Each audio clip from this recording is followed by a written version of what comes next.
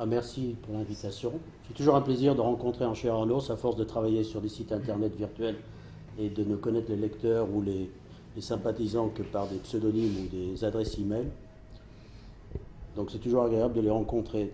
Aujourd'hui, je vais vous parler des médias, mais je ne vais pas vous parler des médias au sens organisation. Je ne vais pas vous faire des présentations de structures, de propriétaires, de qui est propriétaire de quel média et comment ça fonctionne. D'autres l'ont fait avant moi et l'ont fait mieux que moi.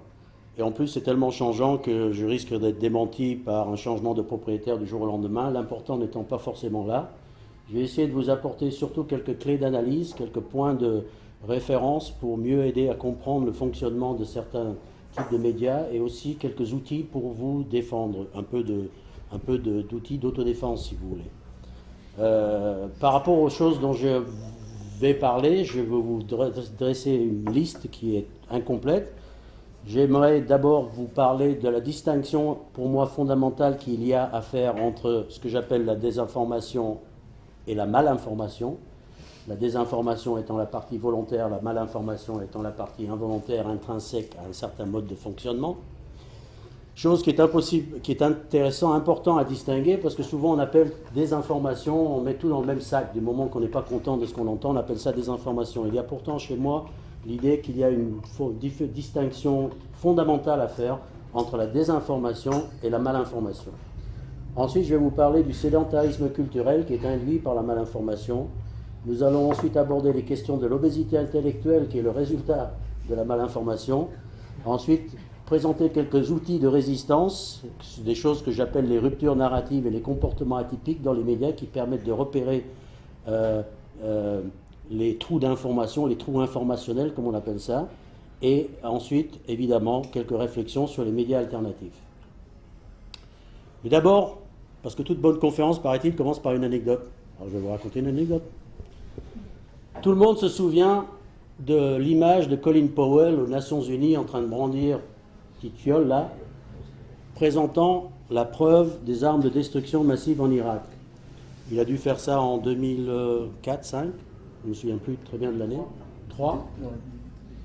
Alors je vais vous présenter maintenant une autre histoire. Cette scène se passe au milieu des années 80. Elle se passe aussi à la tribune des Nations Unies, devant l'Assemblée générale. La personne qui est à la tribune s'appelle Jane Kirkpatrick. C'est l'ambassadrice des États-Unis auprès de l'ONU. Et Jane Kirkpatrick est en train de brandir un magazine qui s'appelle le Figaro Magazine, ouvert à une page où on voit une photo de cadavres empilés en train d'être brûlés. Cette magazine, cette photo, elle le brandit comme preuve à l'Assemblée nationale générale des Nations Unies, comme preuve d'un génocide contre les Indiens Miskitos au Nicaragua. Le Nicaragua, c'est un des plus pauvres pays au monde, situé en Amérique centrale, où venait de se produire l'impensable, une révolution anti-américaine, menée par une alliance entre marxistes et, oh, scandale des scandales, des chrétiens. Et Jane Kirkpatrick, donc, est là sur scène en train de présenter ce magazine à l'Assemblée générale comme preuve d'un génocide. Évidemment, dans l'objectif de s'en prendre au régime sandiniste, on les appelait les sandinistes, ceux qui avaient pris le pouvoir. S'en est suivi une guerre qui a coûté, 10 ans de guerre, qui ont coûté à peu près 40 000 morts pour un pays de 3 millions d'habitants. Le fait est que le photographe qui a pris cette photo a fini par reconnaître sa propre photo, a porté plainte. En fait, il s'agissait d'une photo qui avait été prise des années auparavant, lors d'un tremblement de terre, et c'était le cadavre des victimes qui étaient brûlées par les employés de la Croix-Rouge pour éviter une épidémie. D'ailleurs, les employés de la Croix-Rouge, on les voyait avec leurs brassards dans le fond de la photo originale, mais le Figaro Magazine avait soigneusement pris soin de noircir la fumée qui s'élevait des cadavres pour maquiller les gens qui portaient les brassards.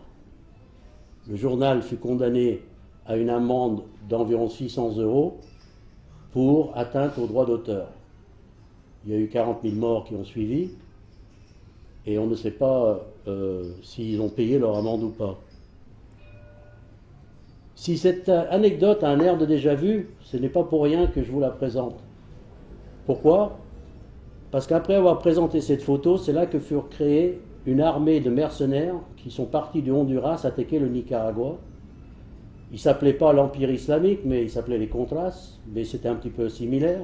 Ils se livraient à des massacres, ils attaquaient que les écoles, s'affrontaient rarement à l'armée, clouaient les instituteurs sur les portes des églises et des écoles, décapitaient les jeunes soldats sandinistes qu'ils attrapaient. Il n'y avait pas Internet, donc on ne voyait pas les vidéos à l'époque, mais on voyait les photos circuler. Se comportaient en parfaits sauvages, financés par les États-Unis. L'anecdote que je vous raconte n'est pas si innocente que ça, parce que je n'ai pas terminé. Celui qui était chargé d'organiser ces contrats s'appelait Colin Powell.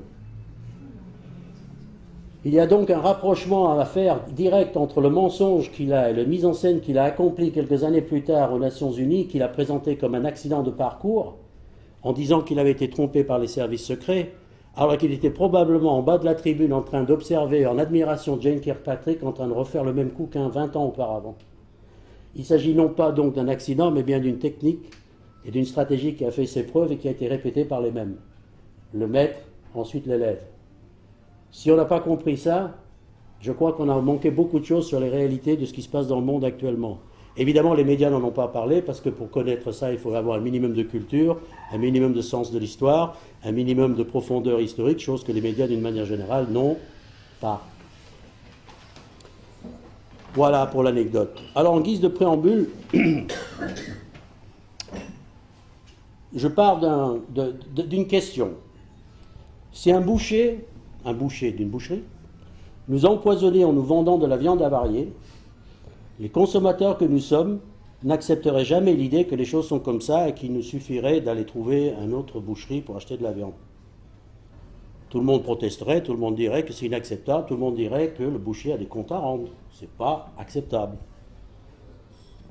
Bizarrement, lorsqu'une journaliste, Judith Miller, pour ne pas la citer, du New York Times, ment sciemment sur les armes de destruction massive en Irak, information qui a été reprise dans le monde entier, qui a fini par coûter directement ou indirectement la vie à 1,5 million de personnes, eh bien cette affaire-là est simplement casée dans le petit case déontologie et la journaliste finit par être remerciée et on n'en parle pas.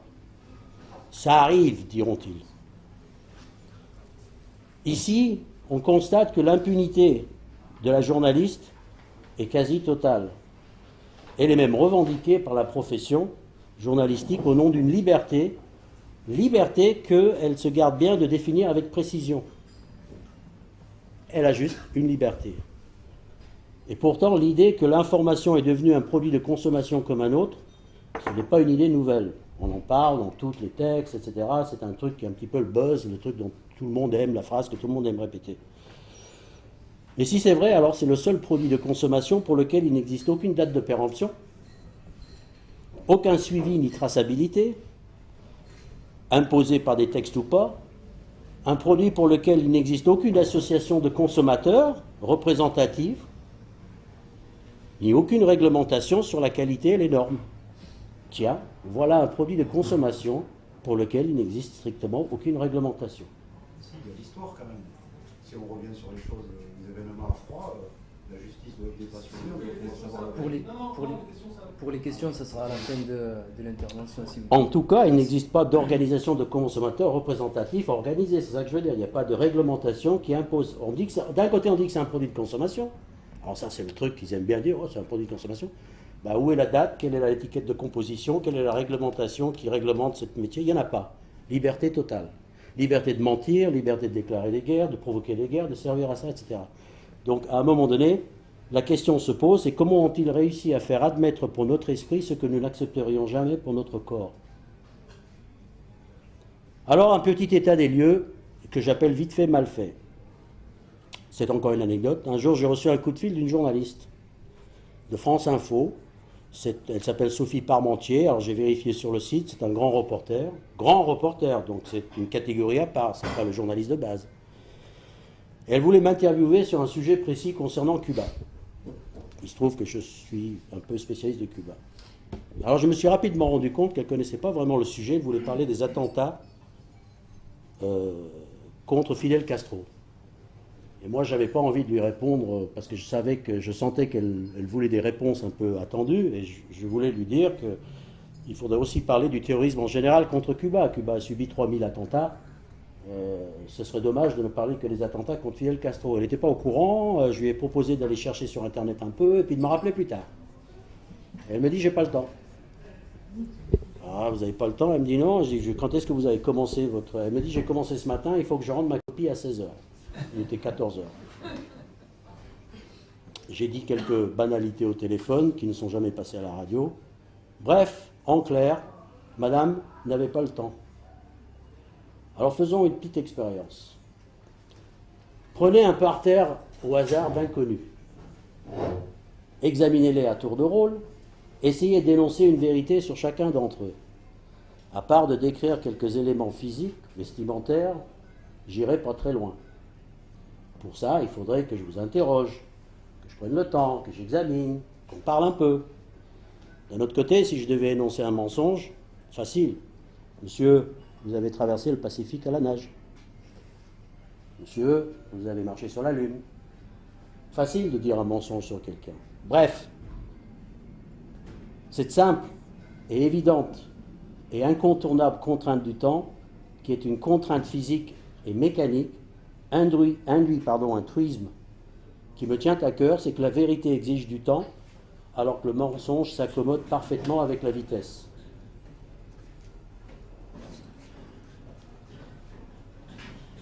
C'est important parce que je me dis, si vous demandez à un garagiste de faire la révision de votre voiture en 1 heure, et maintenant vous lui demandez de le faire en 5 minutes, le résultat serait quoi? Idem pour un médecin, vous lui demandez de vous ausculter en 1 demi-heure, vous lui demandez de vous ausculter en 3 minutes.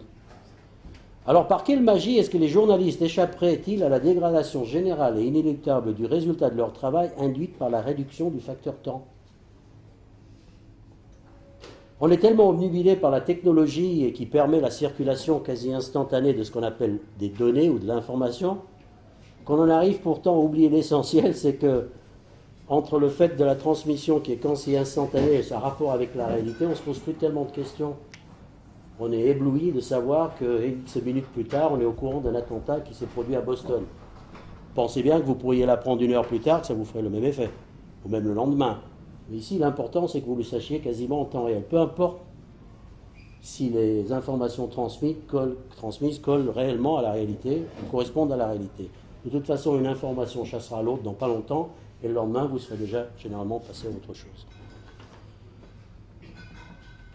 Ces phénomènes de dégradation, évidemment, s'accentue, s'amplifie avec la complexité du sujet. Annoncer qu'un train arrive en retard ou à l'heure, c'est des données simples, il y a 2 ou 3 critères. Si vous commencez à parler de la Syrie, là, vous êtes un petit peu devant un problème. Il faut expliquer de l'histoire, il faut prendre du temps, chose que les médias, en général, n'ont pas. La vitesse de traitement produit donc inévitablement une dégradation de la qualité de l'information. Puisqu'il faut aller vite, et parce que l'événement est complexe, le résultat est très prévisible. Ce n'est pas la vitesse de traitement qui sera ralentie pour traiter des sujets complexes, mais c'est l'événement qui sera simplifié pour pouvoir être traité dans les délais impartis. Et parce que la vitesse de traitement est relativement constante, un journal télévisé dure 1 demi-heure maximum avec tous les sujets, un article de plus d'1 page, c'est très rare, on verra que tous les événements seront compressés, si on peut dire, jusqu'à un niveau de compatibilité avec le format. S'il faut faire un reportage de 2 minutes, peu importe que le sujet soit super complexe, eh ben, on enlèvera, on le ramènera à 2 minutes, et puis voilà, c'est comme ça. Idem pour les articles, dans un journal écrit évidemment. À vitesse constante, donc, on peut dire que la dégradation de la qualité de l'information est donc proportionnelle à la qualité du sujet. Si je traite en 2 minutes un sujet simple, j'arrive à le couvrir peut-être. Si je traite en 2 minutes un sujet moyennement complexe, je suis déjà en train de vous larguer et de me raconter des mensonges. Si je traite un sujet super complexe en 2 minutes, là je suis en train de véritablement de me foutre de votre gueule et de la mienne aussi en passant. Et donc que l'enjeu, c'est que la complexité et la vitesse sont un trio perdant, enfin un couple perdant. Complexité et vitesse, couple perdant. Mais parfois, on constate que l'information s'accélère encore plus. Il y a déjà la vitesse de traitement habituelle, standard, celui de la routine, de tous les journaux qui se succèdent, du jour après l'autre. Et parfois, ça va encore plus vite. Un attentat à Boston, un attentat à New York, etc. Et là, il faut aller super, super vite. Là, la vitesse habituelle ne permet même pratiquement de prendre, la vitesse qu'ils vont appliquer ne permet de prendre absolument aucun recul. Aucune analyse sérieuse. Et il s'avère que dans les cas d'événements exceptionnels dont j'ai parlé, la notion même de recul, de réserve disparaît pour céder la place à une débauche de savoir-faire de pure forme. Alors si dans le cas d'un train qui tombe en panne, les enjeux sont minimes, eh ben, pour ne pas dire inexistants, dans d'autres cas, la Syrie, pour parler de quelque chose un peu dans l'air du temps, l'enjeu politique, lui, est extrêmement élevé. Alors si l'enjeu politique d'un événement est faible, la volonté de le manipuler sera faible. Qui va vouloir vous manipuler, à part peut-être le responsable de l'accident, un accident de train? Dans le cas de la Syrie ou dans un pays ou autre pays où lorsqu'il y a un enjeu politique très important, la manipulation par les parties intéressées, et je dis bien les parties intéressées, pas forcément les parties concernées. Les parties intéressées, c'est plus large que les parties concernées. Leur volonté de manipulation sera évidemment presque naturelle. On va profiter de quelque chose. Or, c'est dans ces cas-là, lorsque l'événement devient de plus en plus important, qu'on constate chez les journalistes ou dans les médias en général un recul de la réserve d'office qui devrait s'appliquer. C'est-à-dire qu'ils se méfient de moins en moins de la parole officielle au fur et à mesure que l'événement prend de plus en plus d'ampleur. Autant les journalistes mettront en doute facilement la présence d'un compte en Suisse d'un certain élu, autant ils ne mettront jamais en doute la version officielle de tel attentat ou de telle intervention dans tel pays. Donc leur niveau de réserve s'inverse avec l'importance de l'événement. C'est un constat. La conclusion, c'est plus le risque de manipulation est grand, et moins les médias jouent leur rôle, paradoxalement. Moins les médias jouent leur rôle, et plus la manipulation sera facilitée, et par conséquent tentée, augmentant ainsi sa probabilité de manière exponentielle jusqu'à devenir quasi certaine. Alors je note au passage que l'attitude standard d'un consommateur de l'information, entre guillemets, est de considérer que plus un événement est couvert par les médias, et plus les risques de manipulation sont faibles, et mieux nous sommes informés. C'est une erreur classique, et aux conséquences que je qualifierais de tragiques. Ne serait-ce que parce que la multiplicité des médias n'a aucun rapport avec la multiplicité des sources et des opinions. D'autres l'ont expliqué avant moi, il y a un phénomène d'information circulante qui tourne sur elle-même, les médias se reprennent les uns les autres, se répètent en boucle, reprennent les dépêches, etc., etc. Donc ça part du New York Times et ça envahit le monde, par exemple. Donc en résumé, par rapport à tout ce que je viens de dire, le niveau de couverture médiatique d'un événement ne garantit aucunement la fiabilité des informations. Première chose. Deuxième chose, la malinformation, c'est-à-dire la partie involontaire, est proportionnelle à la complexité d'un sujet multipliée par la vitesse de traitement.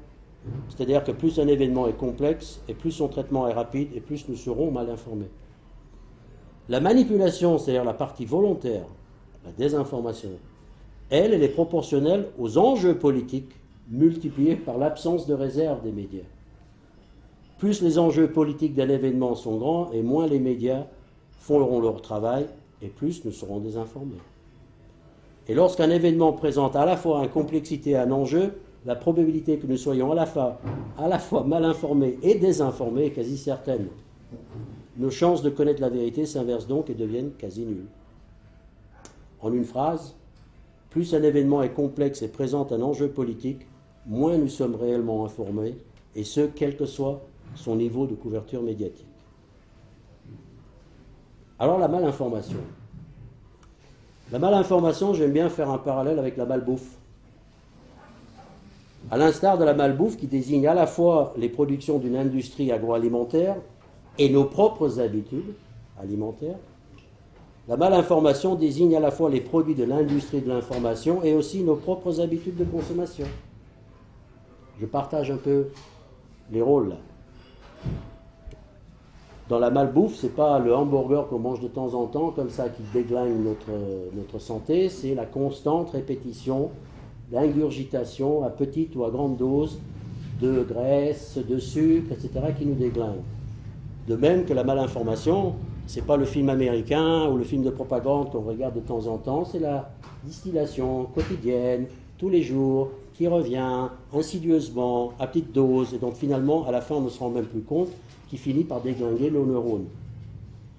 Donc, c'est le long empoisonnement via nos assiettes et nos propres habitudes qui se conjuguent pour nous tirer vers le mal-être.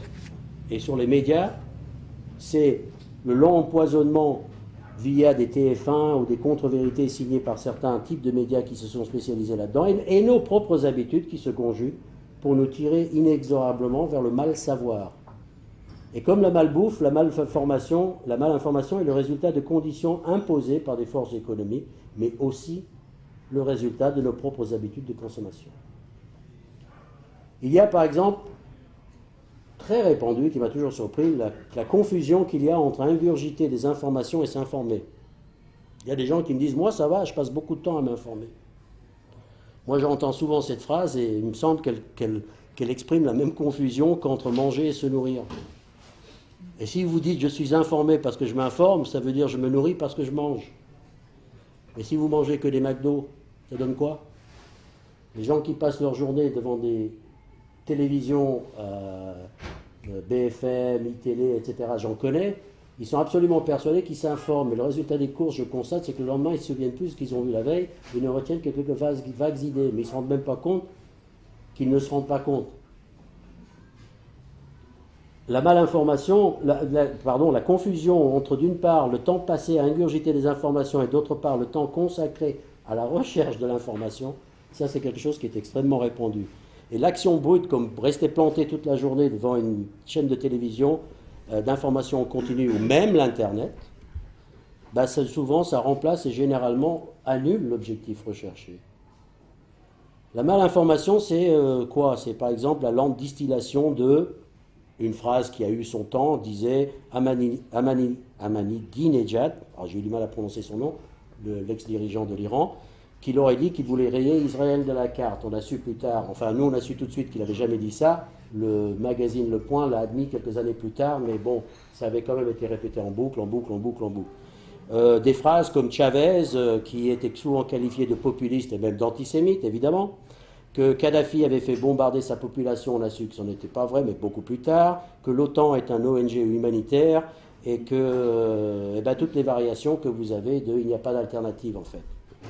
Donc, rester le truisme qui se déduit de tout ça, c'est que s'informer en restant planté devant les médias tels qu'ils sont les grands médias actuels, c'est pour moi l'équivalent d'aller se baffrer au McDo.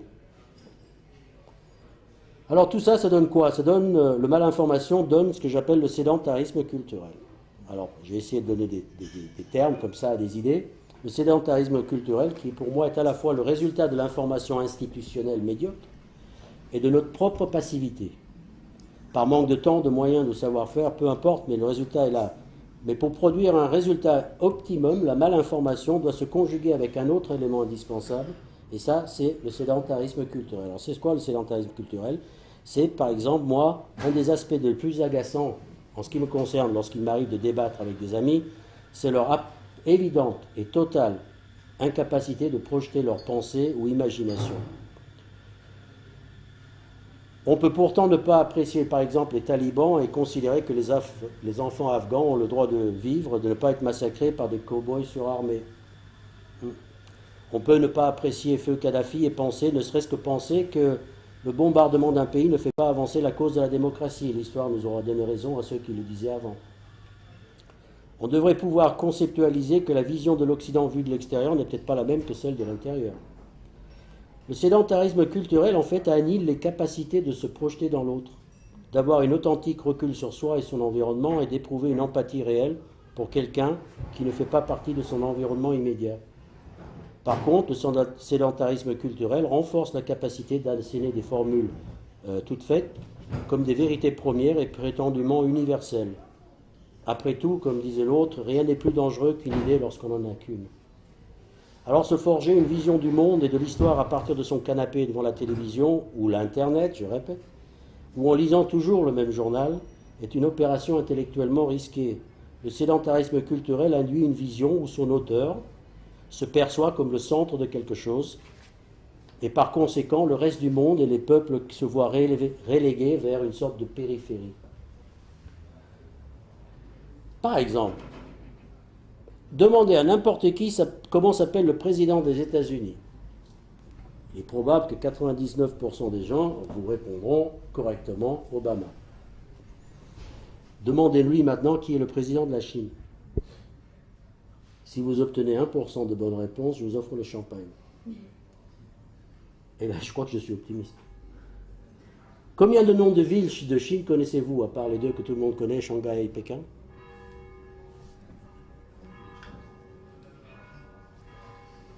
Il ne s'agit pas ici d'un problème stricto sensu de malinformation, car vous pourriez le savoir si vous vouliez le savoir. Mais d'un autre côté, d'où nous vient cette absence de curiosité, cette absence de sentiment d'ignorance? Le sédentarisme culturel, c'est donc à la fois le produit de la malinformation et son moteur. On finit par ne plus ce qui n'empêche pas d'ailleurs les collègues avec qui je travaille, qui sont incapables de citer le nom du président de la Chine, de me faire un exposé brillant sur un quart d'heure, pendant un quart d'heure, pour m'expliquer pourquoi la Chine, par exemple, est impérialiste en Afrique. Je trouve contradictoire qu'il sache exactement la politique de la Chine en Afrique, alors qu'il n'est même pas capable de prononcer le nom du président en exercice. Et si par hasard il arrive à me le prononcer, je lui pose la deuxième colle, comment s'appelle le Premier ministre? Et là j'ai gagné à tous les coups. Alors il faut noter au passage qu'être cultivé au sens accumulation du savoir n'empêche nullement le sédentarisme culturel. Ça c'est un piège classique. Le passage par la machine à formater du système éducatif, notamment le système éducatif occidental, est totalement orienté centre-périphérie. Centre-périphérie. Ce système est souvent l'un des meilleurs moyens de sombrer justement dans le sédentarisme culturel. Alors je ne suis pas le premier, parce que d'autres, Chomsky, d'autres l'ont dit bien avant moi, etc., mais je tiens à le rappeler. Ce sont généralement les catégories les plus éduquées, là je mets des gros guillemets, de la population en Occident qui sont les meilleurs piliers du système. Probablement parce que leur éducation a fortement induit une vision centrée du monde et que leur attitude peut se résumer à ceci. Pourquoi diable chercherais-je à savoir ou à comprendre puisque je comprends ou sais déjà? Alors si vous n'avez jamais discuté avec un lecteur assidu du Monde ou un enseignant, j'espère qu'il n'y a pas trop d'enseignants dans la salle, vous n'avez peut-être jamais vécu cette situation où il y a des gens qui sont totalement imperméables. Vous pouvez dire que vous revenez du Nicaragua et que vous y avez passé 6 mois, peu importe l'article qu'il a lu la veille dans Le Monde, dépasse de loin votre expérience. Alors, à l'obésité intellectuelle, maintenant, à l'instar de la malbouffe qui, associée au sédentarisme physique, produit l'obésité physique, on peut prolonger le parallèle en énonçant un nouveau truisme que la malinformation associée au sédentarisme culturel, alors ça produit l'obésité intellectuelle. Alors l'obésité intellectuelle, c'est quoi? C'est l'incapacité de suivre une explication de plus de 3 phrases. Ça m'arrive souvent, ça. Ou l'incapacité à lire un long article en entier. Oh, je suis fatigué. C'est l'incapacité à suivre un raisonnement de plus d'un niveau. Blanc-noir, c'est bon, ça arrête. Fini. On est essoufflé dès les premières marches. L'obésité intellectuelle, c'est lire toujours le même journal, c'est regarder en boucle, encore une fois, les chaînes de titres d'information, c'est consulter toujours les mêmes sites d'Internet, c'est s'enfoncer dans l'univers ouaté de ses certitudes, c'est ne plus réagir et même accepter le concept infâme de guerre humanitaire. C'est de ne plus réagir ni même réfléchir aux guerres menées en notre nom. Et l'obésité intellectuelle, c'est aussi la propension à ne vouloir lire que ce qu'on a déjà envie de lire, d'entendre, et son corollaire, éviter l'effort de mettre ses certitudes à l'épreuve en les confrontant à des avis divergents. Alors les journalistes, est-ce qu'ils sont complices ou acteurs ou victimes de tout ça? Un jour, troisième anecdote, un jour je discutais avec un journaliste de TF1 qui devait se rendre à Cuba, et on a discuté un peu du pays, etc., et puis je ne sais plus comment, j'en étais arrivé à lui reprocher le manque de sérieux des journalistes, que n'avais-je point dit. Alors il s'est défendu, évidemment, en me rétorquant « Non, moi je ferai mon travail honnêtement et correctement ». Et il a lâché la phrase qu'il n'aurait pas dû, en toute objectivité. Je lui ai dit que non, il m'a dit que si, je lui ai dit que non, il m'a dit que si, je lui ai dit que non. Alors à un moment donné, je lui ai dit, faisons une expérience. Imaginez que vous êtes à la Havane, la caméra tourne, vous êtes devant le palais présidentiel et vous commencez votre reportage par la phrase suivante. À la Havane, le régime communiste de Castro a déclaré, peu importe ce que vous dites après. Est-ce que ça passera à TF1? Il me dit, ouais, bien sûr. Je dis, maintenant, imaginez, vous êtes devant la Maison Blanche, caméra tourne, et vous commencez votre reportage en disant, vous êtes à Washington, le régime capitaliste d'Obama a déclaré, est-ce que votre reportage passera? Il me dit que non. Je dis, voyez bien. Il me dit, oui, mais c'est pas pareil.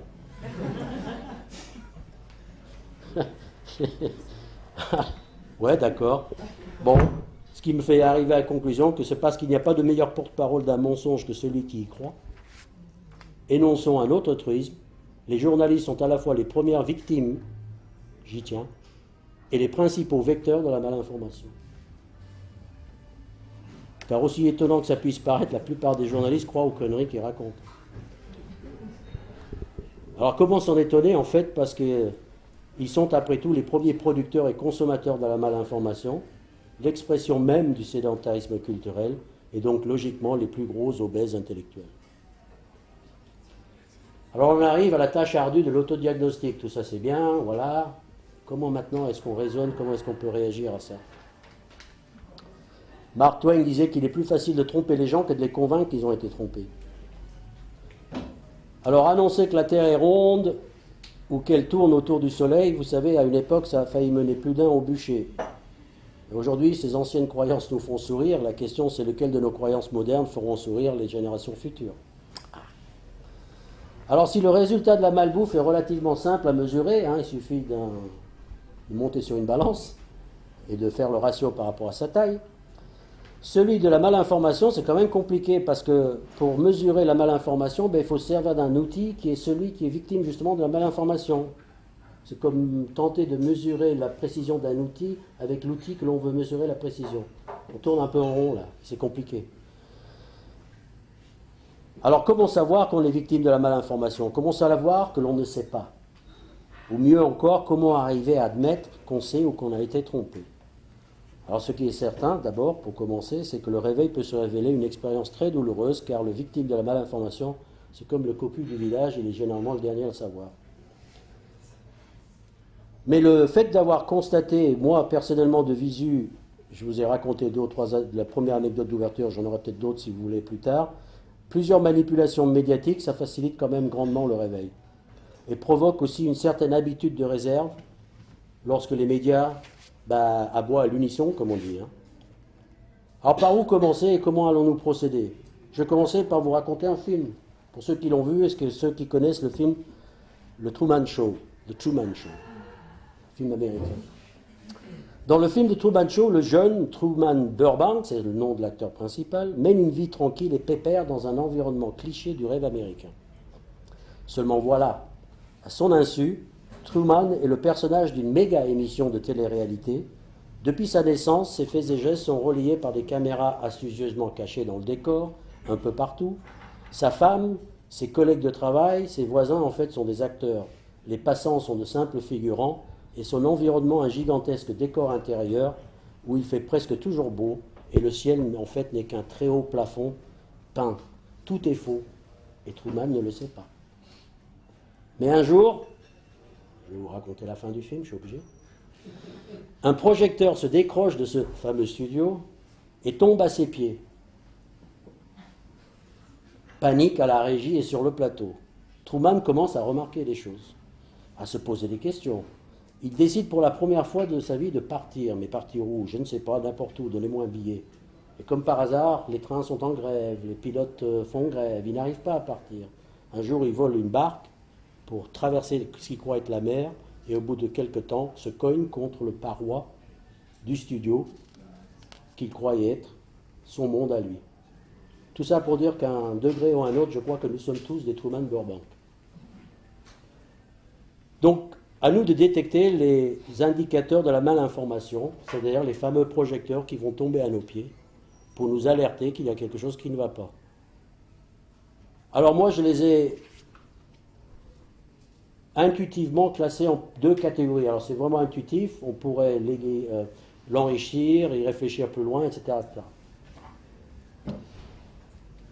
Toute la profession, commençons par ceci, toute la profession vous le dira. Donc ce n'est pas mon discours à moi, c'est toute la profession vous le dira. Il faut parler des trains qui déraillent et pas des trains qui arrivent à l'heure. C'est quasiment la définition de l'information, on est d'accord. C'est ce qu'ils disent, les journalistes eux-mêmes. Alors c'est pratiquement la définition résumée de leur métier. Et il y en a d'autres comme ça, qu'ils énoncent comme ça assez régulièrement. Ils vont vous dire, par exemple, des choses incontournables comme l'équité dans le temps de parole lors des débats, la neutralité des journalistes et tout ce blablabla. Ce sont des leitmotifs qu'ils répètent tous en boucle dans toutes les rédactions et dans toutes leurs réponses aux lecteurs en colère. Ah, il y a toujours ces mêmes justifications. Ils disent ça, c'est notre métier, c'est comme ça que nous fonctionnons. Très bien. Donc on constaterait, hypothèse, que la profession serait donc guidée par des lois du métier, de comportements types qui s'appliqueraient, ouvrez les guillemets, en toutes circonstances et en dehors de toute considération personnelle, partisane ou idéologique. Admettons. Le problème, c'est que tout mensonge finit à la longue par se heurter au mur de la vérité. Donc. Et pour maintenir le cours du mensonge, il faut donc effectuer un détour, contourner. Faire une entorse aux lois du métier susmentionnées, car si elles étaient réellement appliquées systématiquement, elles finiraient par révéler la supercherie. Forcément, tôt ou tard. Et on a vu, et on voit, et on le sait, qu'il est plus facile de détecter un mensonge que de trouver la vérité. Le mensonge, c'est immédiat, la vérité exige du temps. Donc il est plus facile de détecter un mensonge que de trouver la vérité. Ça va nous aider, ça. Prenons, par exemple, le travail des astrophysiciens. J'aime bien ce parallèle. Les astrophysiciens vont vous parler des trous noirs dans l'univers. Par définition, un trou noir, on ne peut pas le voir. D'où son nom. C'est un trou noir, il n'y a rien qui s'échappe, même la lumière. Alors comment tu sais que le trou noir existe puisque tu ne peux pas le voir? Ah ah! Le trou noir, en fait, se détecte par le comportement inhabituel des corps qui l'environnent, ou de phénomènes environnants qui ne peuvent s'expliquer que par la présence d'un objet qu'on ne voit pas, le trou noir. Dans le monde médiatique, nous allons procéder un peu pareil.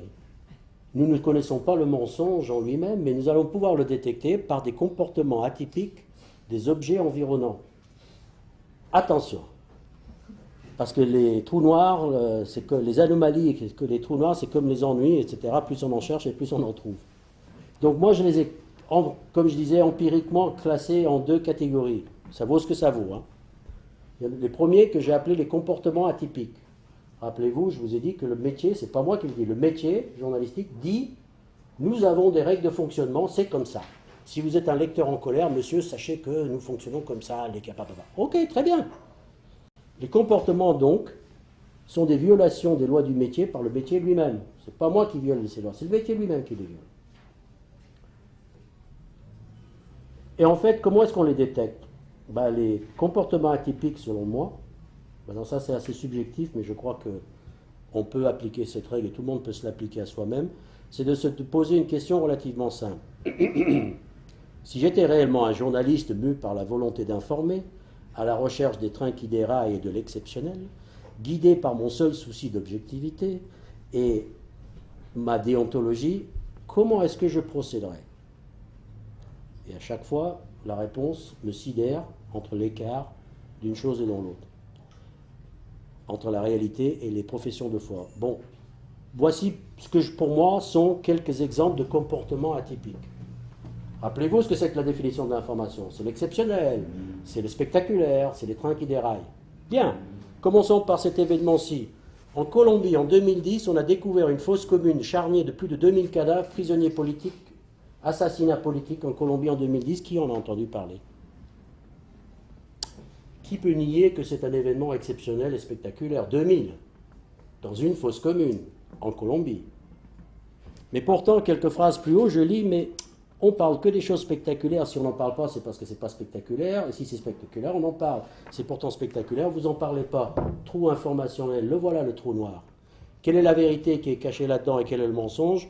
Ah ça, il faut encore étudier, décortiquer un peu, mais voilà un exemple même de quelque chose qui ne va pas. C'est l'observation objective qui me fait dire, au-delà de toutes mes opinions préconçues, vous êtes en train de déconner les mecs. Parce que naturellement, vous devriez vous pencher sur cette question-là, et vous ne le faites pas. Aux Philippines, en 2011, par exemple, 30 journalistes ont été assassinés d'un seul coup. 30. Qui en a entendu parler? Ah, lorsqu'un journaliste est assassiné à Moscou, c'est le tour du monde. 30 en Philippines, en une seule journée, d'un seul coup, dans une embuscade. Pas un mot. Comportement que je qualifierais de totalement atypique. Ça cache quelque chose, comme dirait l'autre. Trou informationnel. Un autre exemple qui m'est un peu plus proche, parce que ça concerne indirectement Cuba, mais si je vous disais que le plus long procès politique de l'histoire des États-Unis, qui a duré 11 mois, et qui a appelé à la barre des généraux, des colonels, des responsables de bases américaines, des responsables des services secrets, et sur une affaire de contre-terrorisme, qui dira qu'il en a entendu parler? Du plus long procès jamais tenu aux États-Unis. Pas un mot dans les médias occidentaux, rien. Comportement atypique, trou informationnel. Qu'est-ce qui se cache derrière cette affaire pour pas que les médias en parlent? Encore une fois, il faut creuser ensuite. Il n'y a pas une réponse immédiate. On pourra en parler.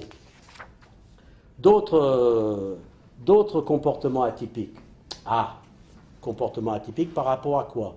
L'équité dans le temps de parole lors des débats et la neutralité du journaliste. Très bien, j'assume, vous le dites. Moi, je ne dis pas que je suis neutre, je ne dis pas que je suis objectif. Hein. C'est eux qui le disent, prenons-les au jeu. Qui a déjà entendu parler un représentant de la résistance irakienne? L'Irak avec lequel la France n'est pas officiellement en guerre. Qui peut me dire une seule fois d'avoir entendu une seule fois un résistant, un opposant à l'invasion américaine intervenir à la télévision française?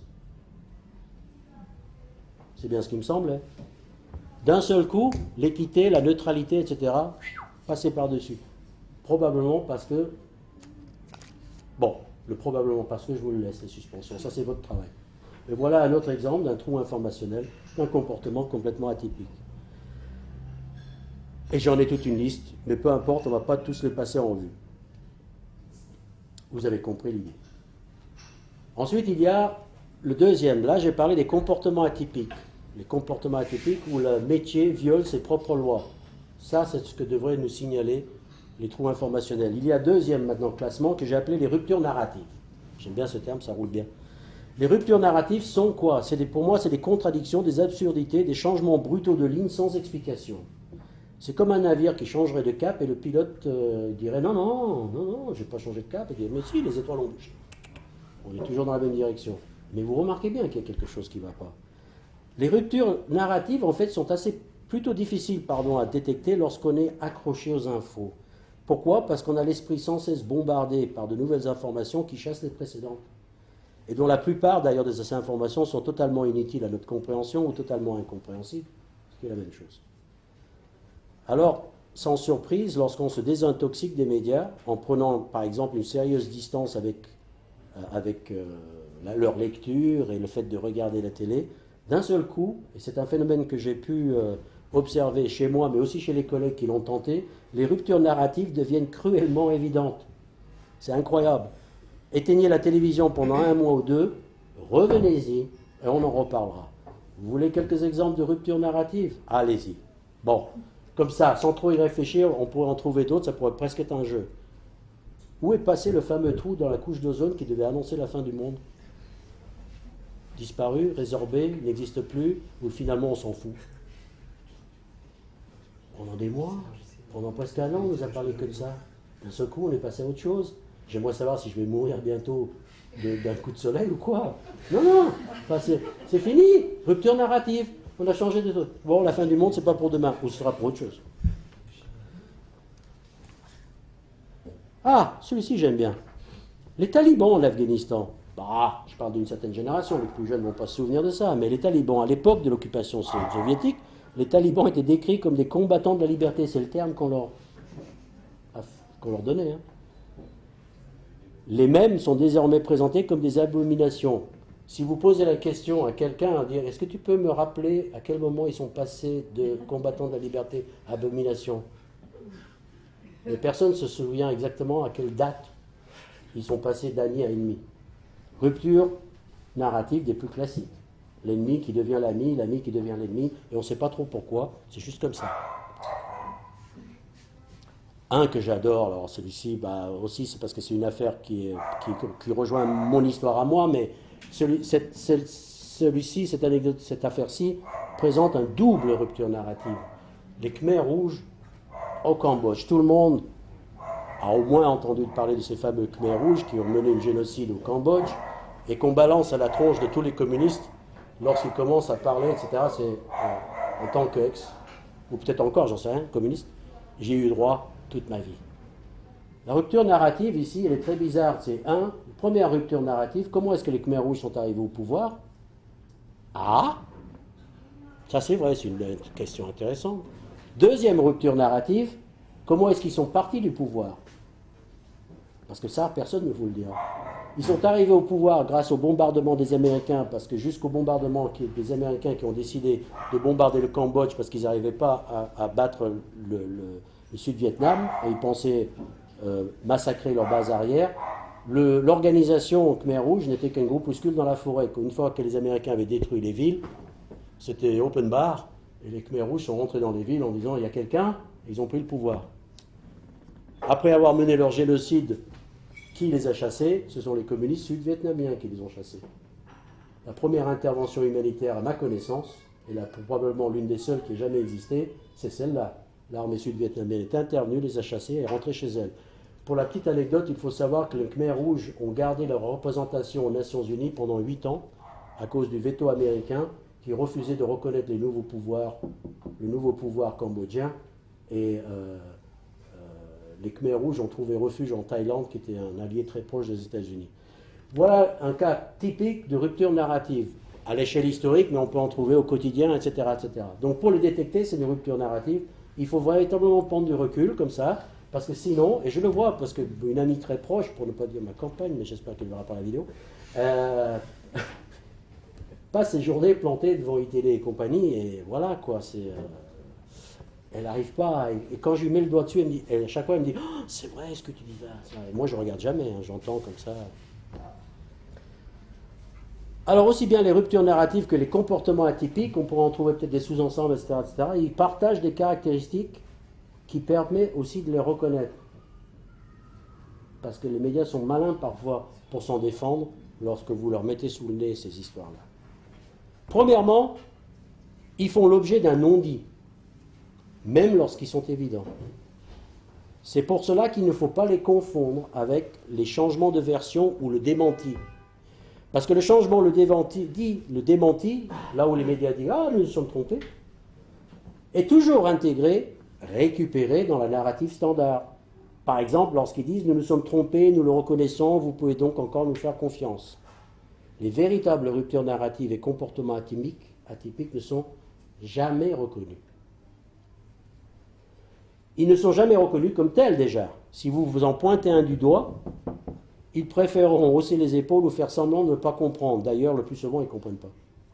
Au mieux, vous recevrez une réponse du style « Ah, mais c'est pas pareil ». Les véritables ruptures narratives et comportements atypiques, donc, ne sont jamais reconnus par la presse. Troisième caractéristique, ils sont partagés par l'ensemble de la profession, révélant ainsi des affinités idéologiques profondes. Le consensus qui s'établit autour de ça, tous les sujets dont je vous ai parlé là, tous et tous les grands médias se comportent de la même façon vis-à-vis de ces sujets-là. Ce qui révèle qu'au fond, il y a une profonde affinité idéologique entre tous ces journaux qui se présentent comme des rivaux en fait.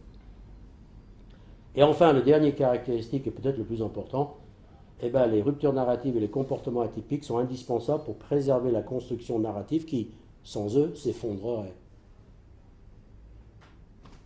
On ne peut pas l'avouer, parce que ça remet en cause tout ce qu'on est en train de vous raconter. On ne peut pas vous raconter l'affaire du plus long procès aux États-Unis dont je vous ai parlé tout à l'heure, parce que c'est l'affaire d'un procès mené contre des agents qui s'étaient infiltrés aux États-Unis pour empêcher les attentats terroristes, c'est-à-dire qui venaient lutter contre le terrorisme de groupes terroristes à Miami, et que les autorités américaines ont arrêté et condamné à certains à 2 peines de prison à vie, plus 15 ans. C'est difficile donc de vous raconter un procès où des antiterroristes risquant leur vie se font condamner à une double peine de prison à vie. Sauf à remettre en cause toute cette blablabla sur la guerre contre le terrorisme, évidemment. Alors, les médias alternatifs, évidemment, on y arrive petit à petit. Est-ce que c'est une histoire d'amour ou de haine? D'abord, l'assimilation entre Internet et médias alternatifs est relativement courante, probablement parce que tout simplement, la plupart des médias alternatifs se réfugient sur Internet pour une question de moyens. Mais cette assimilation est trompeuse parce qu'elle confond le fond et la forme. Il existe des médias réellement alternatifs sur papier, comme le magazine Fakir, par exemple, ou le Sarcophage, qui s'appelle maintenant L'Enragé, je crois, plus Sarcophage. Comme il existe des médias dominants sur Internet, ils y sont tous présents sur Internet aussi. Alors la question, c'est à quoi on reconnaît un média alternatif? Moi, je vous propose quelques pistes de réflexion. Ce n'est pas quelque chose de définitif, c'est à affiner évidemment. C'est qu'un média alternatif, pour moi, doit obéir à certaines caractéristiques. Ce n'est pas le tout de dire « je suis un média alternatif parce que je vous parle de choses secrètes, ou parce que je fais dans le conspirationnisme, ou parce que je fais ci ou ça ». Le fait de pouvoir être qualifié de média alternatif, pour moi, fait que le média doit obéir à certains critères. Par rapport à tout ce que j'ai dit, ces critères ne vont certainement pas vous surprendre. Par exemple, c'est la capacité à déceler, à dénoncer les comportements atypiques et les ruptures narratives. Pour moi, c'est la première caractéristique d'un média alternatif, c'est de dire où est-ce que vous allez là, les gars? C'est quoi cette histoire? Qu'est-ce qui s'est passé avant? Pourquoi vous avez changé de cap? Et les médias vont dire non, on n'a pas changé. Si, vous avez changé de cap, il y a quelque chose qui ne va pas. Pour moi, c'est déjà le premier. C'est le média qui refuse les changements, les ruptures narratives et les comportements atypiques sans une explication précise, si je puis dire. Et tout ça, dans quel but? C'est de tenter simplement de rétablir le courbe de raisonnement ininterrompu et cohérente. L'histoire avant, pendant et les conséquences qui suivent. Et une deuxième caractéristique pourrait être un rapport à l'information qui, contrairement à la propagande véhiculée par les grands médias, pour moi est quasi sacré. Et puis, troisième caractéristique pourrait être, et probablement important pour moi, c'est le refus du deux poids, deux mesures. Ça, c'est quelque chose qui est relativement courant. D'ailleurs, puisque j'ouvre la parenthèse, en ce moment, il y a pas mal une campagne ces dernières années contre les sites internet, contre l'internet, raconter que oui, on trouve tout et n'importe quoi, attention, vous mettez les pieds, patati patata. Je veux bien, mais je vais vous poser une question, c'est combien de guerres ont été provoquées par des sites alternatifs? Combien de morts ont été provoquées et appelées par des sites alternatifs? Combien de gens sont morts à cause de nos mensonges et combien de gens sont morts à cause de leurs mensonges? Alors quand les journalistes viennent nous donner des leçons de ce type-là, sous prétexte que simplement parce que nous ne croyons pas à la version officielle du 11 septembre, j'ai envie de leur dire fermez vos gueules et faites enfin votre métier. Voilà, ça c'est le règlement de compte entre moi et les journalistes encartés. Alors, l'Internet, c'est le panacée pour les uns, la malédiction pour d'autres. On nous dit oui, le printemps arabe, Facebook, Twitter, et tralala et tout ça. Moi, personnellement, j'y crois pas un mot. Alors, à titre d'exemple, lors des événements en Égypte, là, ils nous ont abreuvés en nous expliquant à l'époque, si vous vous en souvenez, la révolution colorée en Égypte, les Égyptiens ont fait la révolution grâce à Facebook et à Twitter. Même Hillary Clinton est allée de son petit laïus en disant hey, a fait appel à Twitter pour faire la révolution. Yeah! Moi, je ne sais pas pourquoi, j'ai commencé à faire des recherches et je suis allé sur des bases, je suis informaticien sur les bases spécialités. Et voilà ce que j'ai découvert. Dans un pays de 80 millions d'habitants, c'est l'Égypte, il y avait à l'époque de la révolution colorée égyptienne 20 000 comptes Twitter. Compte ne veut pas dire actif. Et actif ne veut pas dire militant. Et militant ne veut pas dire opposant. 20 000 comptes Twitter. Et 1 million de Facebook. Pour un pays de 80 millions d'habitants.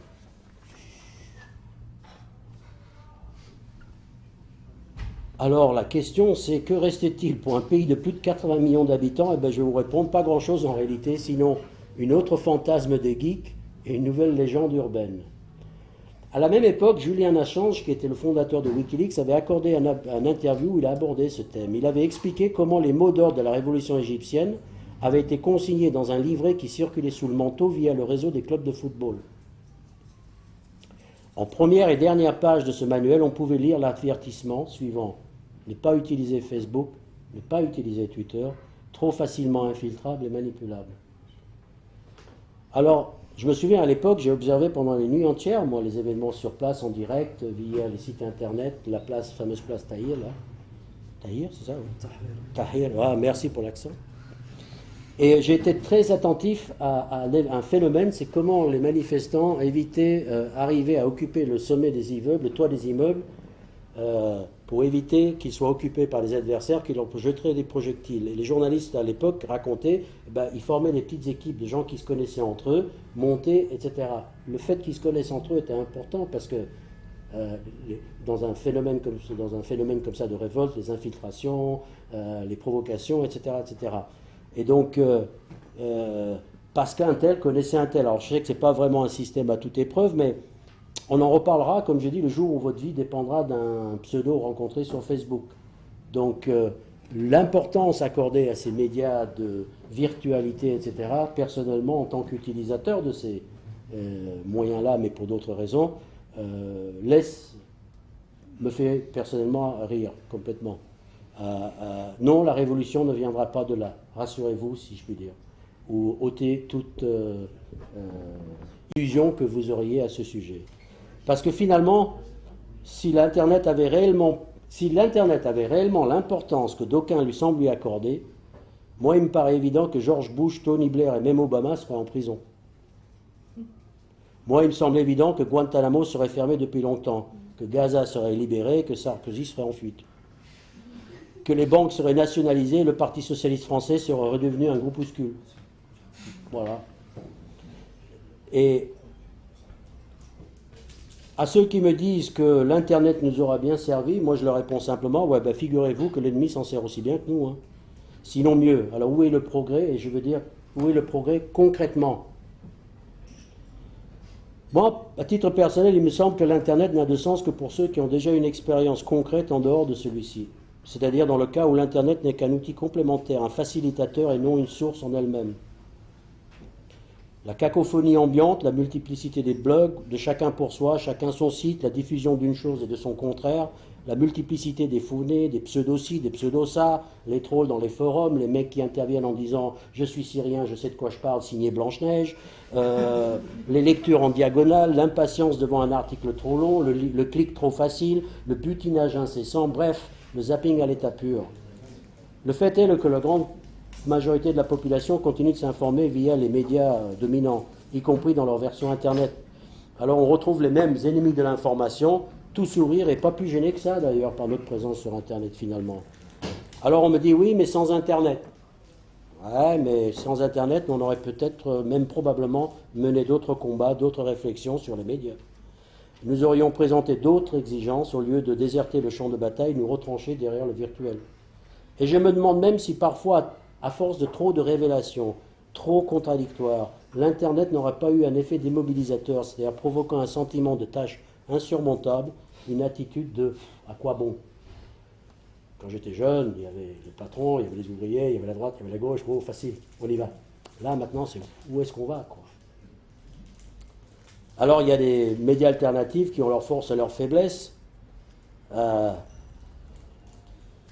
Leur force aux médias alternatifs, c'est quoi? Ils ont le temps. Moi, je traite de ce que je veux, quand je veux, le temps qu'il faut.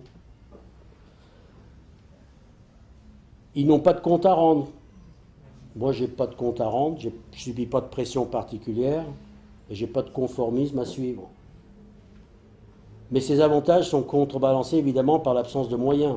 Et cette absence de moyens pose le problème des sources d'information.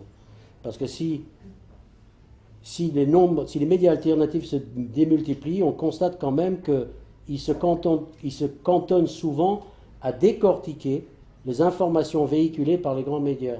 C'est-à-dire que les médias alternatifs sont assez rarement la source de l'information.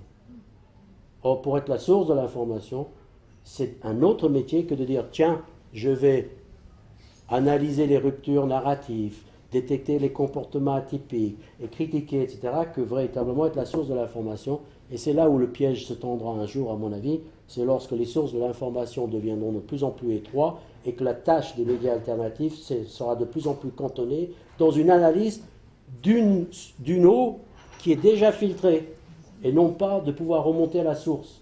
Et lorsque le jour où ils nous fermeront le robinet de la source, on commentera le silence. Entendez-moi ce silence.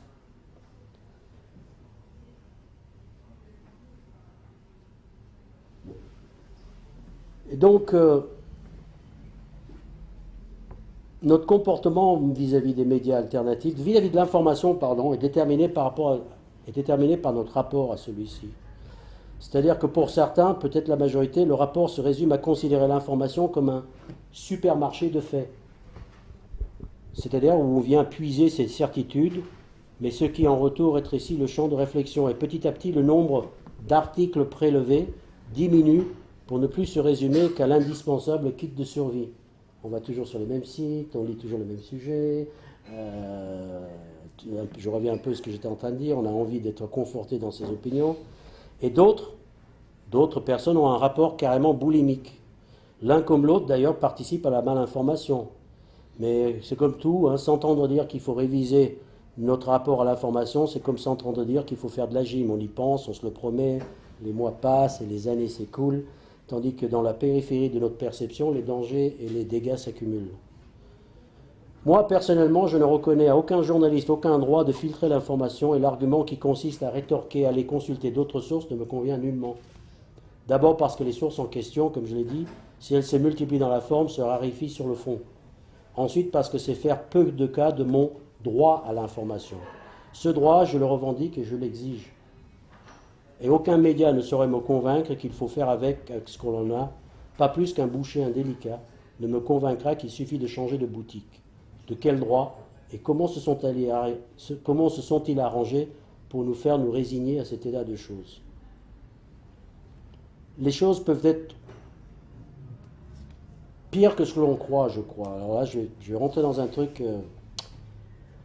Il y a quelques années de ça, il y a eu un putsch, tentative de putsch au Venezuela, 2002, où la droite réactionnaire, comme on dit, a tenté donc un coup d'État contre Chavez, qui était régulièrement élu dans des élections les plus démocratiques du continent, dixit tous les observateurs. Et parmi les participants à ce coup d'État, de façon active, s'est trouvée une chaîne privée de télévision qui s'appelle RCTV, détenue par un milliardaire latino-américain. Et ce média donc a participé activement dans la mesure où, par exemple, ils n'ont même pas annoncé qu'il y avait un coup d'État militaire en cours. Ils ont balancé des dessins animés de Tom et Jerry toute la journée, les vidéos et les résultats des matchs de foot. On n'était même pas au courant que le président en exercice avait été enlevé par des militaires et emporté sur une île déserte. Le coup d'État a échoué et les représailles du gouvernement vénézuélien contre RCTV étaient du nombre de 0. Étrange, mais c'est comme ça. Ce qui s'est passé, c'est que 2 ou 3 ans plus tard, lorsque le bail, comme un bail d'appartement, location, est arrivé à son terme, le gouvernement vénézuélien a dit à RCTV « Ah, désolé les gars, mais on n'a pas envie de vous relouer l'appartement, il va falloir chercher ailleurs. » Là, il y a toute une campagne mondiale qui s'est répandue en disant que le gouvernement vénézuélien avait fermé une chaîne d'opposition. Il n'avait pas fermé une chaîne d'opposition, qui émet d'ailleurs toujours sur câble et satellite, mais les ondes hertziennes, à la fin du bail, j'insiste, le gouvernement a choisi, a pensé qu'il n'était pas bon de renouveler le contrat d'un média qui avait tenté un putsch contre le gouvernement en exercice. Difficile de lui en vouloir. Où est-ce que je veux en venir? Ce qui m'intéresse ici, c'est la réaction des autres médias. Je constate qu'en France, y compris les organisations comme Reporters sans frontières, ce qui les a choqués dans cette affaire, et ce qu'ils reprochent et rappellent, y compris aujourd'hui, c'est que les autorités vénézuéliennes ont osé refuser le renouvellement d'un bail, arrivé à son terme, d'une chaîne privée. Le fait que la chaîne privée ait participé à un coup d'État, franchement, ça ne les a pas plus dérangés que ça. Ce qui me fait dire la chose suivante, for the record, ça veut dire en fait implicitement que les médias, en France en tout cas, en seraient eux-mêmes tout à fait capables. Je pense qu'ils le seraient. Puisque le fait qu'un média participe à un coup d'État ne me dérange pas. Vous êtes prévenus, au cas où, je ne vais pas dans le catastrophisme, mais voilà, Ça ne les dérange pas plus que ça.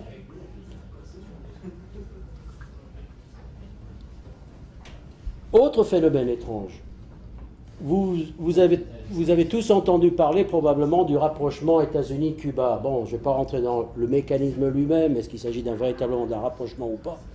Ce serait l'objet peut-être d'une autre conférence ou d'un autre débat. Ce qui est intéressant, c'est que ce rapprochement avait été, comment dire, signalé par ceux qui étaient un peu avertis, par 5 articles en un mois, 5 éditoriaux du New York Times, qui est le grand quotidien mondial, 5. On savait que ceux qui suivaient les événements savaient que quelque chose allait arriver, parce qu'il y avait ces articles qui d'un seul coup commençaient à se dire, pourquoi le New York Times n'arrête pas de parler de Cuba en ce moment? Et bingo, après le 5e article, Obama était arrivé en disant, ah, on va changer notre politique. Et tout le monde s'est extasié, ou pas d'ailleurs, mais personne, peu de gens ont relevé le phénomène suivant. Est-ce qu'ils ont compris que le New York Times a préparé le terrain à Obama? Et les gens me disent, ouais, et alors? Est-ce que vous n'avez pas compris que le New York Times a participé à une manipulation? Même si c'est dans le bon sens. Prenons l'exemple suivant. J'aime bien cet exemple aussi. Vous connaissez tous, probablement, vous avez vu, une pièce de théâtre se déroule, comique, et soudain dans la salle, un incident. Il y a un spectateur qui se lève, qui se met à crier, et pendant quelques secondes, vous ne savez pas si c'est vrai, qu'est-ce qui se passe, c'est ça. Généralement, qu'est-ce qui se passe? Au bout de quelques minutes, on se rend compte que c'est un acteur qui est en train de... D'accord? Donc en fait, ce n'est pas un spectateur, c'est un acteur, le spectacle était dans la salle. Au bout de quelques minutes, vous le savez. La différence entre le théâtre et les médias, c'est qu'au théâtre, on finit par vous le dire. Dans le monde médiatique, on ne vous le dit pas.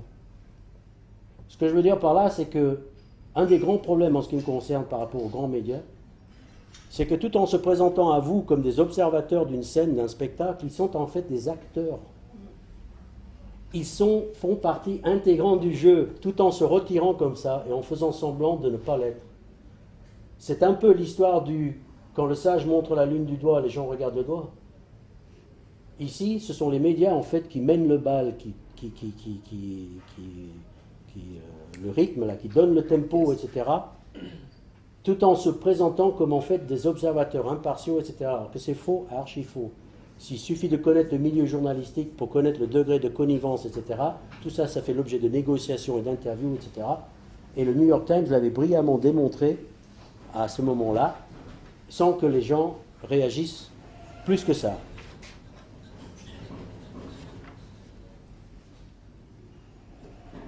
Donc s'il fallait donner une autre caractéristique à ce qu'on pourrait appeler un média alternatif, un jour ce serait de dire on refuse de participer à.